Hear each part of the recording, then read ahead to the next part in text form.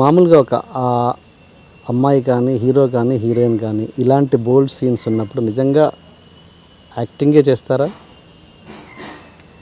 అంత స్కోప్ ఉండదు అక్కడ ఫీల్ అవ్వడానికి. బికాజ్ అంతమంది first of all there so many people and romantic scenes సరిగ్గా రాకపోతే అది జనాలు నవ్వుతారు first of all. That's how. ఇప్పుడు థియేటర్లో సైలెన్స్ తోటి కంప్లీట్ సైలెన్స్లో మనం ఒక సినిమా చూస్తుంటే ఎస్పెషలీ రొమాంటిక్ సీన్స్ ఉన్నప్పుడు అవి సరిగ్గా చేయకపోతే దే ఆర్ వెరీ, అవి చాలా హారబుల్గా ఉంటాయి అన్నమాట. సో నేను అదే చెప్తున్నాను కదా, కొన్నిసార్లు నా థాట్ ప్రాసెస్ నేనే అనుకుంటాను నేను ఇక్కడికి కాదేమో అనేసి. Maybe my standard of thinking is a little too high అనిపిస్తూ ఉంటుంది, with due respects to my industry. ఎందుకంటే ఆ స్టేట్ ఆఫ్ మైండ్ ఉండదు. It's just another scene. In fact ఈ సినిమాలో అయితే when we had little bit of bold scenes and not major, అంత పెద్దగా లేదు హిందీలో, బట్ చేసేటప్పుడు నేను ఒక object, he is another object. It's అలా ఉంటుంది. అండ్ ఫర్ మీ ఇన్ఫ్యాక్ట్ కొన్ని షార్ట్స్ అయితే నేను డైరెక్టర్ని బాగుందా బాలేదా, should I do one more అని, ఐ మీన్ సో మామూలుగా హీరో అడుగుతాడు. అదే కదా చెప్తున్నాను. It's not about how I should go kiss a girl. No, I mean it's ఆ స్టేట్ ఆఫ్ మైండ్ ఉండదు. ఎస్పెషలీ ఓవర్ దేర్ ఇక్కడ కూడా ఉండదు. అంటే నేను ఎందుకు అడుగుతున్నానంటే ఇప్పుడు కమలతో నా ప్రయాణం సినిమాలో చేశారు, ఏది బీచ్ ఆర్ రివర్ పక్కన, దాంట్లో చాలా బోల్డ్ సీన్స్. దాంట్లో బోల్డ్ అంటే ఎట్లా అంటే కంప్లీట్ వెట్ క్లాత్లో ఒక అమ్మాయి అబ్బాయి ఒక వెట్ క్లాత్లో ఒక రొమాంటిక్ సీన్ చేసినప్పుడు ఈజ్ ఇట్ పాసిబుల్ యాక్టింగ్ మాత్రమే చేయడానికి అంత ఒక మానవ మాత్రానికి అది సాధ్యమా? You feel nothing. అవునా? I feel nothing when you're acting. నేను చేశాను, నేను సినిమాలోనే చాలానే బోల్డ్ సీన్స్ చేశాను. ఇబ్బంది ఉండేది, డెఫినెట్గా డిస్కంఫర్ట్ ఉంటుంది, బికాజ్ షైనెస్ అనేది ఉంటుంది. బట్ అలా just because somebody hugs you, you feel something, you don't, అలాంటి ఫీలింగ్స్ రావు. అలాంటి సిచ్యువేషన్స్లో అలా ఏమీ అనిపించదు కూడా ఫర్ దట్ మ్యాటర్.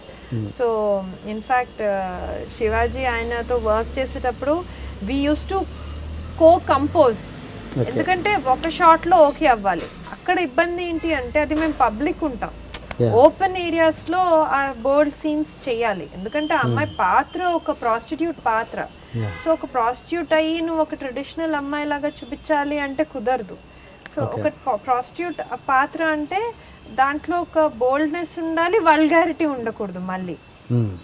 సో అది మేము గోదావరి ఓపెన్ యూనో అక్కడ ఏరియాస్లో మేము షూట్ చేసేటప్పుడు వి యూస్ టు కంపోజ్, ఇలా ఉండాలి మూమెంట్, ఇలా ఇలా ఇలా ఇలా okay one shot okay we're going అలా. సో అన్ని most of all the bold scenes in కమలతో నా ప్రయాణం అన్నీ సింగిల్ టేక్లో ఓకే అయ్యాయి. ఓకే. సో మీరని కదా ఎనీ ఆర్టిస్ట్కి అసలు అది అది జస్ట్ యాక్టింగ్ అన్నది ఒప్పుకోవచ్చా? It depends. ఎనీ ఆర్టిస్ట్ అది వేరు. నాకైతే ఏమీ ఫీలింగ్ కలగలేదు, because he's a married man. Married man అంటే ఉండకూడదు ఏంటి? Because I'm not married. So I want to, అంటే నాకు కూడా if నేను ఎవరైనా ఇష్టపడి దెన్ అలాంటి రొమాంటిక్ సీన్స్ చేసేటప్పుడు I feel something, you know it's different, you know. But obviously mentally first emotionally connect అవ్వాలి కదా. So yeah, he's a married man, he will never be my man. So even if I get involved I want that man to be my man కదా. So romance అన్నది my man my woman అనుకున్నప్పుడు అవుద్దని మీ feeling? నాకైతే అలానే ఉంది, నా state of mind అయితే అదే. So Shivaji he was very nice. He was nice that ఈ సీన్స్ చేసేటప్పుడు he used to be like, ఆయన అనేవాళ్ళు, అర్చన నాకు నీతోటి ఇలాంటి సీన్స్ ఎక్స్పీరియన్స్ చేయాలని ఏమీ లేదు, ఇలా హీస్ టు క్రాక్ జోక్స్ అనమాట. So I said okay then so 1 take మనం ఎలా చేయాలనుకుంటున్నాం కంపోజ్ చేసుకుందాం అని అంటే ఓకే అనేదాన్ని. So we's to compose, okay నేను ఇలా పడుకుంటాను, సో మీ మూమెంట్ ఇలా. So it was like literally compose చేసుకున్నాం, డాన్స్ మూమెంట్ కంపోజ్ చేసినట్టు చేసుకొని 1 take we gave it. Okay because he also was ఆయన అర్థం చేసుకున్నారు, అంతమంది పబ్లిక్ ఉన్నారు. ఫస్ట్ ఆఫ్ ఆల్ నాకు అక్కడ శారీని అలా యూనో తీయడమే డిస్కంఫర్ట్, బట్ అలాంటప్పుడు అవి కష్టమైన సీన్స్ ఎంతైనా, అవి టఫ్ సీన్స్ నిజంగా. నాకు ఒక ఆర్టిస్ట్గా జస్ట్ సినిమా యూనిట్ ఇప్పుడు ఫర్ ఎగ్జాంపుల్ ఈ హిందీ ఫిల్మ్ చేసేటప్పుడేమో జస్ట్ మొత్తం అంత గ్రీన్ మ్యాట్ మొత్తం ఇండోర్లో షార్ట్స్, సో అప్పుడు అది డిస్కంఫర్ట్ అనిపించలేదు. అండ్ సినిమా అట్మాస్ఫియర్ వేరండి. సినిమాలో లైట్ మెన్ ముందర మనం ఎంత గ్లామరస్ అవుట్ఫిట్ వేసి పర్ఫామ్ చేసినా అది డిస్కంఫర్ట్ అనిపించదు, ఎందుకంటే ఆ దృష్టే వేరు. జనాలు పబ్లిక్ ఏదైతే ఉంటుందో that is the problem. Cinema ఇండస్ట్రీలో వీ ఫీల్ అంత మగవాళ్లే కదా వర్క్ చేసేది, అమ్మాయిలు ఎక్కడ, హీరో కో యాక్టర్లు కొందరు, అంత light men everybody. We work in the midst of so many men. ఆ కంఫర్ట్ అయితే సినిమా ఇండస్ట్రీలో ఉంది, I won't deny that. Okay, మన కమలతో నా ప్రయాణం టాపిక్ వచ్చాం కాబట్టి అసలు ఏంటి ఆ సినిమా చూద్దామన్నా యూట్యూబ్లో లేదు, కనీసం థియేటర్లో ఎట్లాగో నోచుకోలేదు, కనీసం యూట్యూబ్లో చూద్దామన్నా లేదేంటి? అదే నాకు నేను ఏదైతే చాలా మంచి సినిమాలు అనుకుంటానో అవి ఇలా అవుతున్నాయి అనమాట. ఏదో ప్రొడ్యూసర్ వాళ్ళకి ఏదో డిస్టర్బెన్స్ వచ్చింది, అది మొత్తం స్టోరీ నాకు తెలీదు. ఆ సినిమా రిలీజ్ అయింది 1 వీకే, 1 వీక్ అప్పుడు మంచిగా వచ్చింది టాక్, సినిమా ఓకే బాగుంది అర్చన. 1 వీక్ 2 వీక్స్ అది ఇంకొంచెం థియేటర్లో ఎక్స్టెండ్ చేయాలి అంటే థియేటర్స్ లేవు. అండ్ ప్రొడ్యూసర్ హ్యాస్ సమ్ అదేదో డిఫరెన్సెస్ విత్ ఎక్కడైతే సినిమా పెట్టారో ల్యాబ్ వాళ్ళు, సో ఆ సినిమా ఆన్లైన్ రిలీజ్ చేయలేదు. సో ఆ డిస్టర్బెన్స్ జరిగింది. అద్భుతమైన సినిమా ఒక సినిమా నేను గర్వంగా చెప్పుకుంటాను. శాటిలైట్ కూడా ఇవ్వలేదు, అది శాటిలైట్ కూడా ఇవ్వలేదు. నేను నా సైడ్ నుంచి కూడా మాట్లాడాను. So producer is a new producer, film ఇండస్ట్రీకి కొత్త అతను. సో ఆయన ఆ సినిమాని అది ఏదో డిస్టర్బెన్స్ వచ్చింది, ల్యాబ్లో ఉంచేసారు, అది దర్ ఇస్ సమ్ స్టోరీ, అది నాకు ఎగ్జాక్ట్గా తెలీదు. ఓకే, సో నేను బాంబేలో చూపించడానికి సెకండ్ హాఫ్ అడిగితే నాకు ఇచ్చారు. Okay okay. యా, సో నేను కూడా కొన్నిసార్లు పైరేటెడ్ కాపీస్ ఉంటాయేమో వెతుకుదాం ఆన్లైన్ అనుకుంటాను. It's a good film. నేను సెకండ్ హాఫ్ నేను చూస్తాను మీ దగ్గర. Second half main film actually. And ఆ సినిమా విషయంలో, కమలతో నా ప్రయాణం సినిమా విషయంలో, ప్రమోషన్ విషయంలో కూడా మీకు ఇండస్ట్రీ ఏమి అసలు హెల్ప్ చేయలేదని మీరు, అది కూడా మీ బాధ మీ మనసులో ఉండిపోయింది. అదే కదా, దట్స్ వాట్ ఐమ్ సీయింగ్. నేను ప్రిసైజ్గా కట్ షాట్ చేసి చెప్తే అన్నీ ఉన్నాయి మనకి.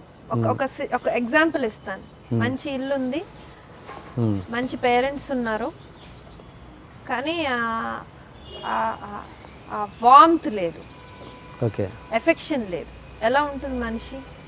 That is what is experienced by me. అంటే ఒక నెగ్లెక్టెడ్ చైల్డ్ అంటారు చూడు, ఐఎమ్ దేర్ చైల్డ్ అగైన్. మన అమ్మాయి అని ఇండస్ట్రీలో ప్రతి వాళ్ళు అంటారు, ఎక్కడికి వెళ్ళినా చాలా బాగా మాట్లాడతారు, చాలా వామ్గా మాట్లాడతారు.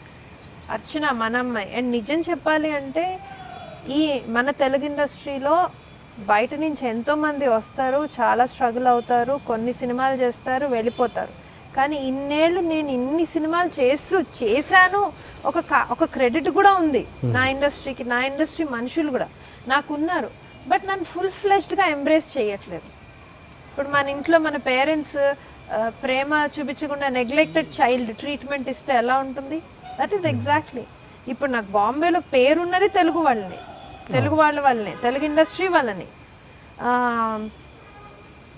నా ఐడెంటిటీ తెలుగు యాక్ట్రెస్గానే వాళ్ళకి తెలుసు. ఇన్ని చూడంగానే గూగుల్ చేయగానే ఇన్ని సినిమాలు వస్తాయి, ఇన్ని వీడియోస్ వస్తాయి నా మీద. సో అవంతా క్రెడిట్ తెలుగు ఇండస్ట్రీ. అదే ఇంకొంచెం పుష్ ఇస్తే అసలు పొటెన్షియల్ ఉన్న మనిషిని నేను నమ్ముతున్నాను. సో అదొక్కటి నాకు బాధ కలిగించింది. అది ఎప్పుడు అనిపించింది అంటే కమలతో నా ప్రయాణం మంచి సినిమా, నేను కొందరిని చిన్న చిన్న వీడియో బైట్స్ ఇవ్వండి, ఎందుకంటే నా ఫ్యాన్ పేజ్ చాలా బాగుందన్నమాట ఫేస్బుక్లో చాలా.